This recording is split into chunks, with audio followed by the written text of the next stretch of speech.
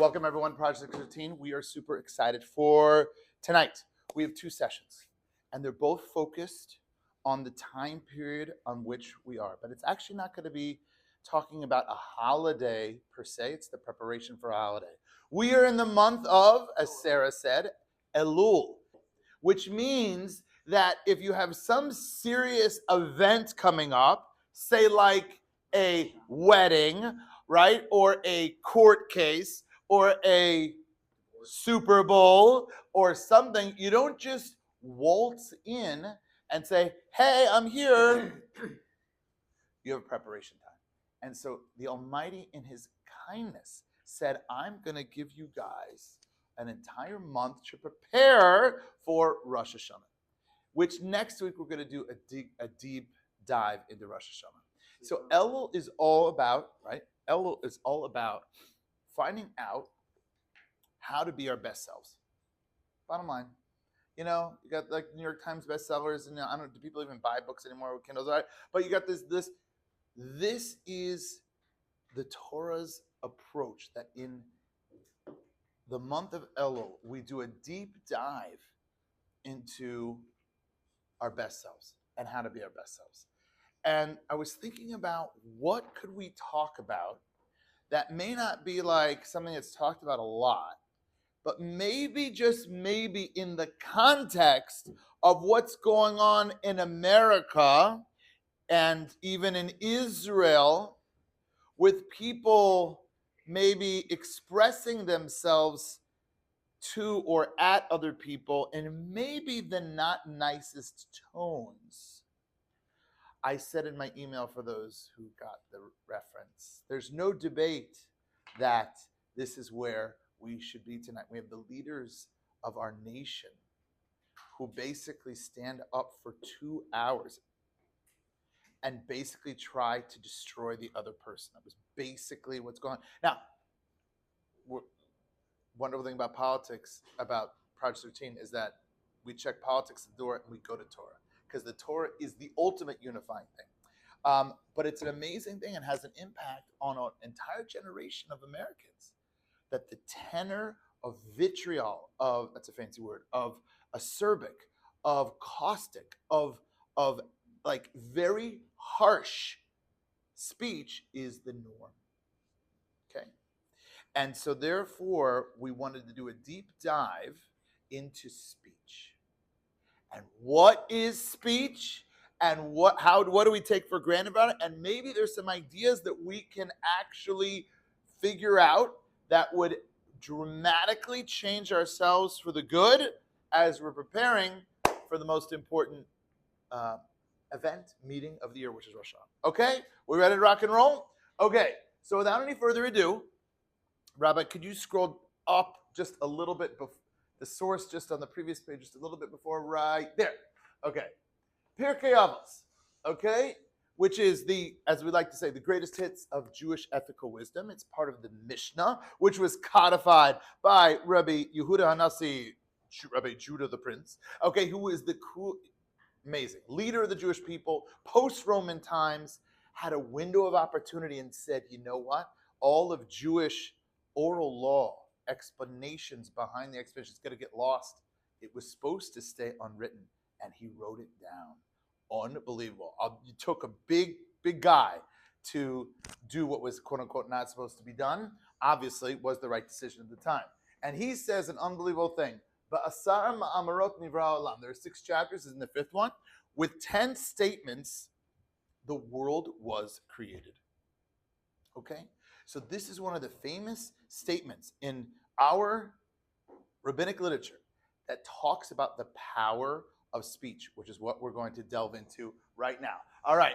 And Rabbi, I'm so sorry. Can you be, I know you have to let people in and do other things. Okay, keep scrolling down. And it goes through the Bereshit story. Bereshit, they count as one, as God said, right? Let there be light, let there be a firmament. God said, and it goes on. If you go through, it says 10 times God said the word Vayomer. He said. So why? it's like an interesting thing. Like God could do whatever he wants in his Torah, right? God could just say, poof, and there was the firmament, and voila, there was the sea, and there was the. I heard people speaking French before, so I got all French about it. Okay, right?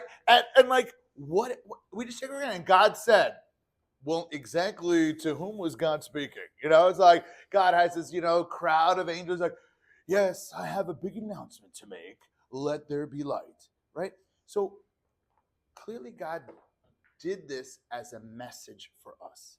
Through speech, whatever that means for God, because God doesn't have a body in any way, God said, let there be light. Okay, so let that come in, right? Sink in. Why did God have to say, let there be light? He could just say, and there was light, and there was a firmament, and there was dry land. Okay, got it? So what I'd like to do is the following. There are many words for word speech in Hebrew. Okay? This one is vayomer. But later on, there's a word we say by Mount Sinai, but all throughout the Torah, vayidaber Hashem el Moshe lemar. And God spoke to Moses saying, vayidaber, davar. Okay? So if we would do this in transliterated,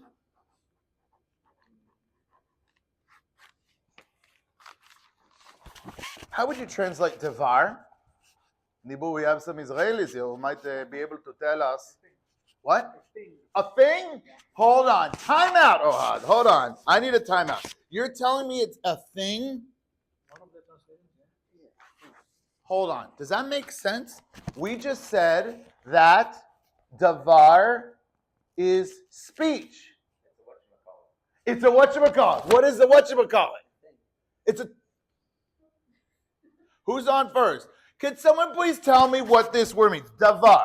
I know that Daled, Vet, Resh, all of all the Israelis here, you know what I'm talking about, and those who suffer from Sunday school. This is Daled, Vet, Resh, in the cursive script, because I forgot how to make the block letters. Not really, but whatever. Okay. It's just easier at this point. Okay. Right? Okay. So, Davar. Now, Ohad is a pretty trustworthy guy. Eyal? He's saying truth like that, like davar is a thing. But davar also we know, vayidaber means to speak. Hu medaber emet. Ata rotze ledaber ito? You want to speak with him? Medaber is to speak. Oh, we have now discovered the genius of the Hebrew language. The genius of the Hebrew language is it's based on probably 95% three-letter roots. There is a concept of four-letter roots and two-letter roots, but rare. 95% is going to be three-letter roots. If you have a word that shares the same three letters, it's fundamentally, spiritually, morally, ethically the same thing or a different expression of the same basic concept. Which is mind-blowing. Because in English, a pole is a pole, a camera is a camera, a table is a table. And if you have another word that shares 3 or 4 letters, it's got nothing to do with each other. Right, pole, okay, exactly. But that's, okay, play on words. I like it. So now we're going to come up with an unbelievable concept. Ready for mind-blowing emoji?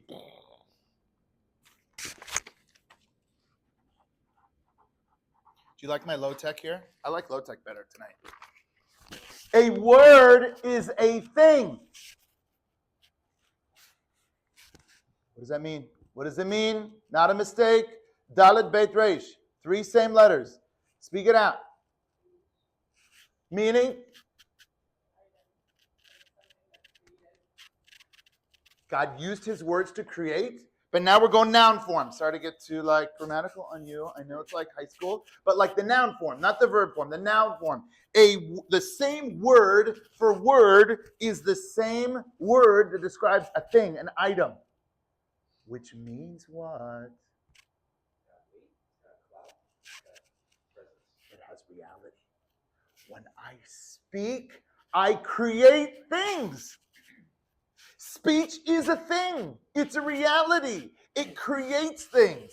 And that's why it's not an accident that God said, he didn't say, voila, or poof, or whatever, okay? He said, God spoke, and it came into existence because speech creates reality. I don't know how it's okay. Dabra. Yeah. Okay. Oh. Okay, go ahead, Rabbi. Say it louder.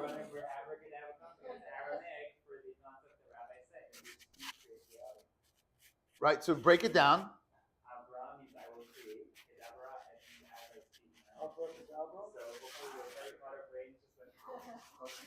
Okay, there you go. Okay. And if Harry Potter says it, it has to be true. Okay. Maybe not. It's not real life. No, it's Aramaic. It's 100%. Okay. So this now explains the following scenario. Okay, let's get real. You walk into a room of friends, not this room, of course, and you see that person that is always a fountain of negativity. Just being negative, being complaining, being fetchy.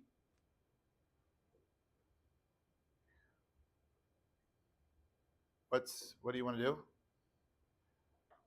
Not talk to them. You want to not talk to them. You want to not even be in the room. You want to distance. Why?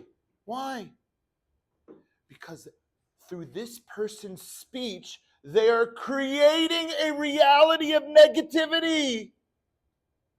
They are creating a reality, mitziyut.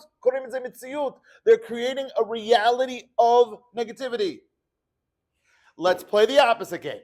You walk into the room, and here's the, bouncy, positive, whatever, and then you're like, wow, okay, it's a good vibe here.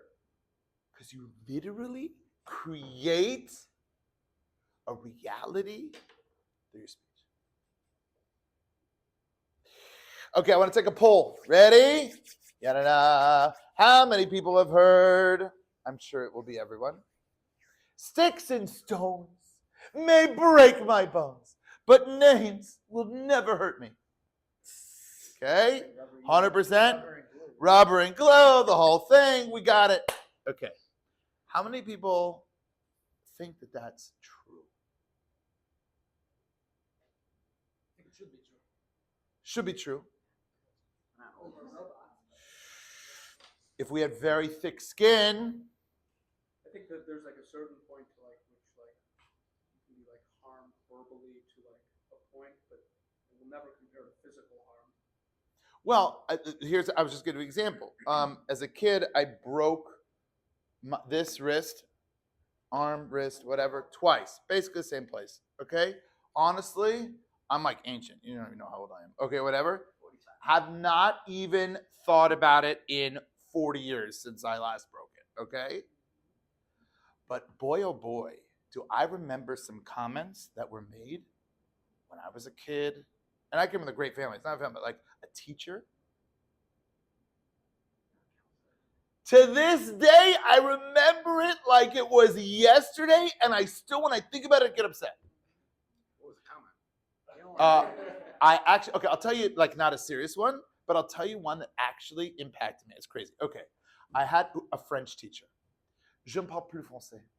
I had a really good French. I really did. And then I went to this place called Israel, and then I learned in Ulpan. Okay, by the way, every Ulpan teacher you will ever have, its Hebrew language teacher, is either named Ruti or Eti. Okay, I found out that every nurse later on in all of Israel is either named Ruti or Eti. That's just a rule. Okay, anyway, I'm telling you, my Ulpan teacher, Ruti Eti, my wife and I had 3 daughters in Israel, and every time either one of the nurses was Ruti or Eti. Okay. And there wasn't a third name. Yeah, I'm sure there was. Okay. Hello, welcome. Okay, and okay, we're talking about something we remember.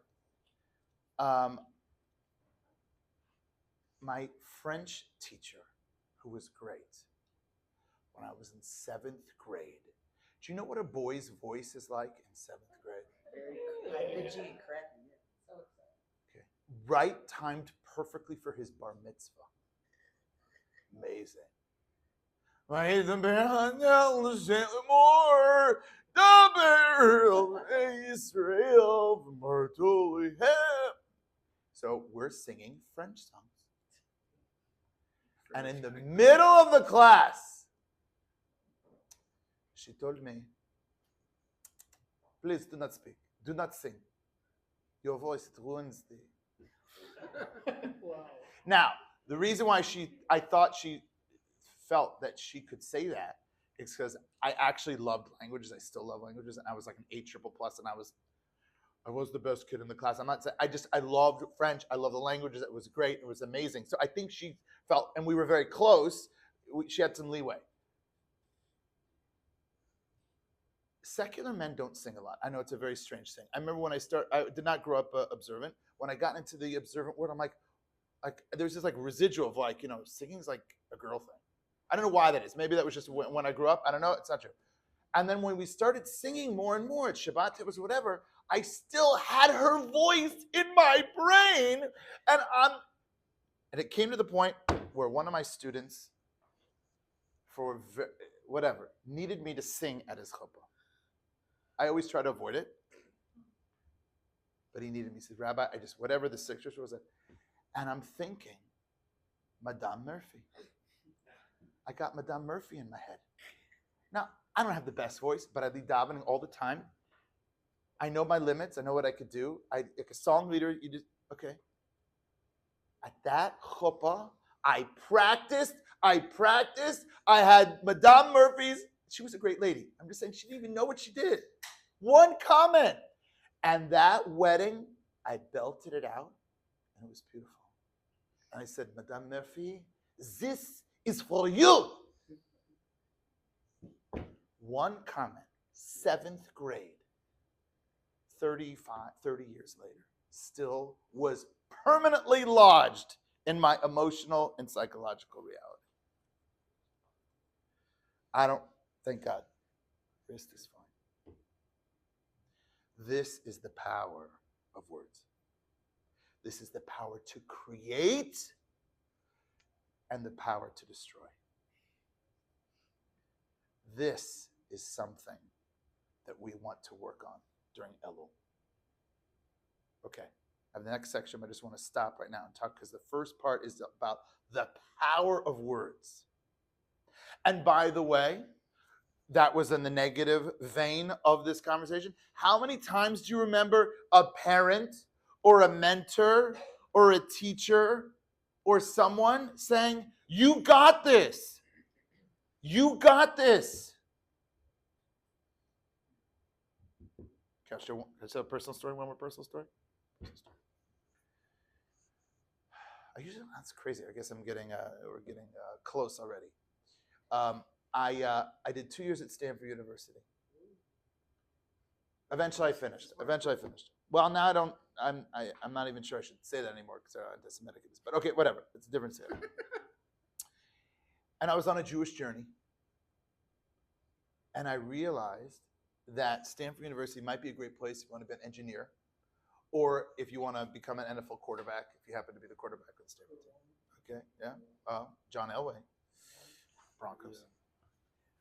But it was not the place for my spiritual path. And that summer, it was the summer of 1993. Don't tell me what you guys were doing or not doing, or it's still in heaven in 1993. But it was the first summer of Bill Clinton's administration. And I, through Jewish connections, and I'm sure Stanford didn't help. No, that's part of my story. Wait. Was a White House intern. And it was an awesome job. The first rule, they brought orientation, and they brought us in, Secret Service, White House security. They say, there's one thing. Now, I know this is hard for you to imagine. This was before cell phones. This was when you had to call someone's home, and your family said, he or she is not home now. Can I take a message? And they will call you back. Okay, there was no text. They say you were not allowed to use White House paraphernalia for anything. No personal uses. And we're all like, my entire summer, I was taking White House letterhead, and writing personal notes to friends. Hey, how's the shoe store? Enjoying things here at the White House. Have a great rest of summer. And I would fax it to them. Okay. It was 2 years before Monica, when it was still reputable to be a White House intern, before she sullied our reputation. And it was a crisis of faith. I knew I couldn't go back to Stanford. I wanted to go to yeshiva, but my parents were going to flip out. And I'd never, ever, ever gotten in a fight with my parents. Ever, ever, ever. There was no reason to fight. They were good people. I was good. Whatever. And I was in a crisis of faith. And it was amazing. So I had Stanford buddies there. I had DC buddies there. Stanford buddies there. And then my religious buddies there. And it was one Saturday night. I was with my Stanford people. And like the whole summer, everyone's like, Garfinkel, what's going on with you? You're like, so my buddy calls me into the kitchen. We're watching some movie. I don't remember what it was. And he's like, what is up with you? You are like crazy. You're like not yourself. You're like pondering and this and that. And he was a religious Christian. And I said, I just can't go back to Stanford. And he said 2 words. And because he did, I'm probably standing here in front of you. He said 2 words. Then don't. Then don't. And all of a sudden, it became a reality that I actually could call my parents up. And by the way, they're super happy that I did this, by the way, FYI. Like, they're like great-grandparents, and none of their friends are great-grandparents. Okay, it's all good. They ended up, this was all pro, they're into it. At the time, I might as well told them I'm dropping out of Stanford to do underwater basket weaving off the coast of Borneo. Like, okay, that was the equivalent of what, yeshiva was for them. So, end of parentheses. But when he said, then don't, it became reality. And the positive. I don't know where he is today. I have no idea what he is doing. But I got to tell you, when he gets to heaven after 120, he's be like, wow, where did I get all these Jewish mitzvot from? Remember that kitchen on a Saturday night, that little Garfinkel got good? Pondering his life. Yeah. Okay. We had, yeah, exactly. Now, he was firmly ensconced in JC. We had many conversations with that. Yeah, this is pre, I know. This is pre-cell phone, Carly. It's pre-email. There was nothing going on. Okay, time check. How are we doing? 9:30. It's what? 7 on the dot. Okay, and we said that this session was going to go to 7:15. Okay, we're great. Isaac, so good to see you. Thank you for coming. We have a lot of sushi there. Okay. You're already part of the class. Sure. Okay, great. Okay, we all met you because we're streaming from my computer and your name came up on the screen. So as I say, you're great. I'm so glad that you came. Okay, so power of speech creates words. Davar means speech. Davar means thing. Creating a word is a thing, is creating a reality. God himself created the world through speech. We ourselves create realities through speech. Positive, negative, that's our choice. Okay? Fine. A couple other things. So we just married off our daughter. Thank you. One of our 7 daughters. Okay. Because after having 4 daughters, the next logical move is to have twin daughters, right? Yeah, we had a 6-pack of cute little Jewish girls, 8 and under. Okay, whatever. Now the top 3 are married. Then Messiah was born, my son. Okay, then Sviggy was born. He has a 0.00 ERA so far this season. Thank God. I'll take 1% credit for catching lessons. Yeah, you got it. If anyone wants to see videos of his performances so far this fall season, don't worry, they're highlighted as favorites on my disc. And then after that, my wife said that we she was convinced that we were done having girls, gave away all our girl clothes, and we had Batsheva, our cute little 7-year-old daughter. Okay. So where does that all start? It starts with a marriage ceremony. How did Jews get married? There's a line from Parshat Vayeshev they're supposed to say. Okay, right. Okay, so right. That's one of the blessings that we said. It's one of the blessings. That's not what halakhically makes us married, but it's a part of the ceremony. Excellent, Jeff. Okay, kiddushin and nisuin. So one of the actions is giving an item of value from the man to the female and her accepting it. That's with a physical engagement. But let's say he would just give it over and not say anything. Does 100%. Not only is there not any meaning behind it, it is not halakhically Jewish law binding. When the groom, at his most nervous time in his life, and the rabbi says, calm down, just say the words, repeat the words after me. I hereby give up my freedom forever. No, sorry. That's not the line. Just kidding. That's a bad joke. It's true. Well, that's, okay. Anyway, that's for our marriage class. Hare at mekudeshet li. Hare, behold at, you. I'm already married, so I'm not really saying this to anyone. Okay, mekudeshet li are betrothed to me. You're made holy to me, exclusively holy to me. Bitabat zu, with this ring, kadat Moshe v'Yisrael, according to the law of Moses and Israel. And he puts it on her finger, and they are married according to the Torah. That is a very good question.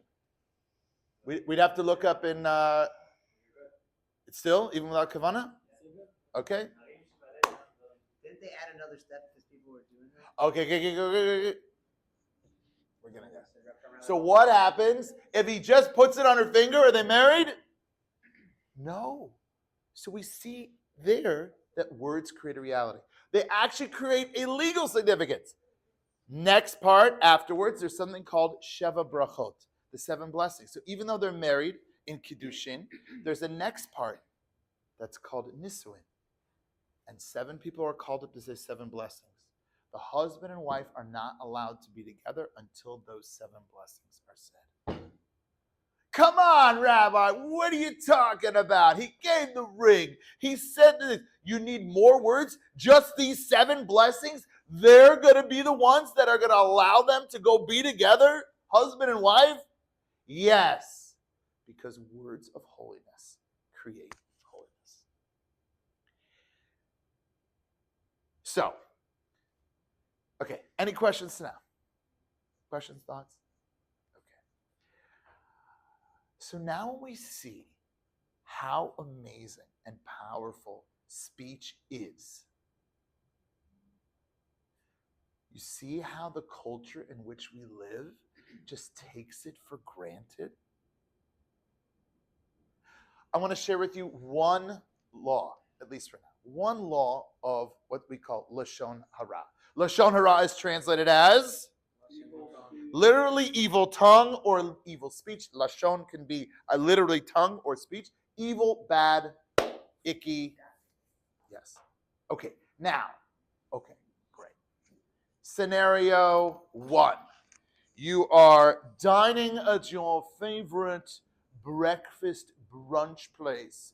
It's a Sunday in downtown Chicago. You roll out of bed around 10. You meet your girlfriend or whatever at 10:30, okay? Because it was a late night of Talmudic study the night before. Okay, so you're there in the booth, you and your friend, and in walks a colleague from work that you don't like. How did you know that? Okay, and you turn to your buddy, your girlfriend. With gender day, you got to just be, you don't know who you're talking about. Okay. I don't know if it's 2 girls sitting there, 2 guys. Okay. Doesn't matter. And you say, Joe. Joe is such a bleep. Now, guess what? Joe is a bleep. You're a bigger one. No, he is a bleep. He is objectively a bleep. He's not nice. He's demanding. He, I don't know. He makes a mess at the coffee station. He gets his work done late. He's demanding of others. He doesn't pull his weight. He's a bleep. By turning to the friend and saying, Joe is a bleep, that person did the Torah equivalent of taking by the way, this brunch place is Glatt Kosher. You know that, of course. Of course. Because there's so many of them in downtown Chicago. Okay.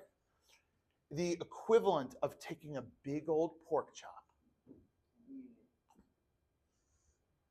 Torah law does not distinguish in severity between what goes into our mouths and what goes out of our mouths. It's just as severe. And so people say, it's a lav d'oraita, it's a d'oraita, it's a Torah prohibition. People say, let's take another different context. I love this. Well, I keep kosher in.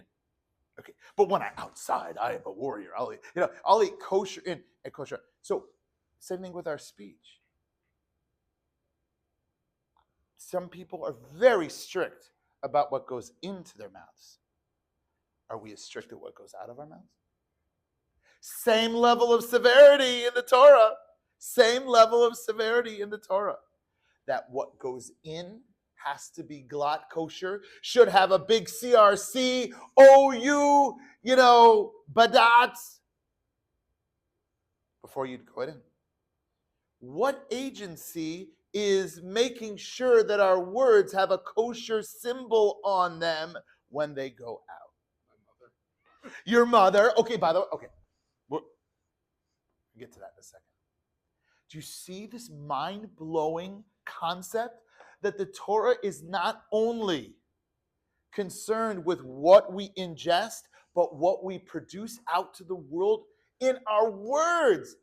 And here's the kicker, and it's true. If it's negative or harmful, even if it's true.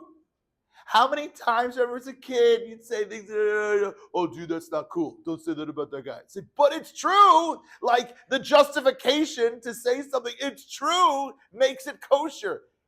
That is the mind-boggling concept that the Torah is putting forth, even if it's true. Now, let's say it's more than true. Let's say it's not true. It's exaggerated. What happens then? What's that called? Anyone know what that's called in Hebrew or even in English translation? Motzi Shem Ra. Thank you, sir.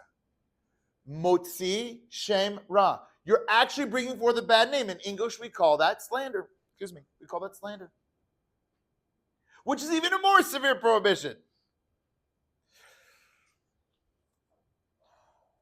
Do you realize, and this is where we get back to Jordan's comment about how do we prevent this? When I first heard these laws, I literally remember I was walking in Jerusalem with a mentor of mine. It was before the Washington, D.C. Story. And I'm like, I stopped my track. I said, there is no way that I could do this. And then I stopped again. I was like, unless you hang out with people who also buy into these principles. And he turned to me and he said, that's why we hang out with Jews who are aware of these laws. Because as soon as someone starts going, Lashon, that little 7-year-old Batsheva, right? As soon as Lashon Hara, Lashon Hara, Lashon Hara. I know, but and I'm like, she's right. My 7-year-old daughter's like catching me. Okay? I find it so inspiring that people talk about grand policies that are going to change the future of a nation. And if you would just vote and be part of this movement, and you will just adopt this policy. And for the Israelis, this approach to freeing the hostages, or this approach to insecurity, which is an impossible situation. And words like knives that destroy. The policies aren't what's going to make the world better. It's how we speak to others that is going to make the world better. This, if we could make wherever we are on our baseline of this whole endeavor of moving forward one step, I can't guarantee anything that Hashem does. I'm not a prophet of the days of yore. But I can guarantee you, if you put a little effort into this and you walk in on Rosh Hashanah and say, Hashem, this crazy rabbi was screaming at us about that a word is a reality and that my negative words impact other people, and this is what I did in the 20 days left until Rosh Hashanah. I made it a time, I set a time on watch for 15 minutes and I'm going to be aware of not speaking, or I'm going to tell one of my friends and we're going to have a buddy partnership of a pact for 15 minutes a day not to speak about other people. I can pretty much guarantee you that the Almighty will say, wow, that's impressive. Book of life. Because those are the people I want in my world. Okay, so thank you. We are, for those people on the side, we're not going to go through the exact laws. The laws of Lashon Hara, proper speech, are extensive. That's not a segment that we're going to continue in the next few weeks. But if there are people who would like to study them, they're great books in English, super, like one side of the page, a Jewish law, and the other side of the page, like a story or a story about it. Very easy to do. If people would like to do that and get a little mini book club once a week or whatever like that, we would love to facilitate that. These are very small, digestible ideas that you can do 5 minutes at work. It's not intrusive. You don't have to drive anywhere. You don't have to pay anything. And it's all there for you. So God willing, I end on a prayer that all of us will appreciate the divine gift we have to create positively, or God forbid, to create negatively, and that we will all, God willing, commit ourselves to moving the line a little bit more towards positivity, and that way, God willing, we will enter Rosh Hashanah and be signed and sealed for good and positive sweet New Year. Thank you very much.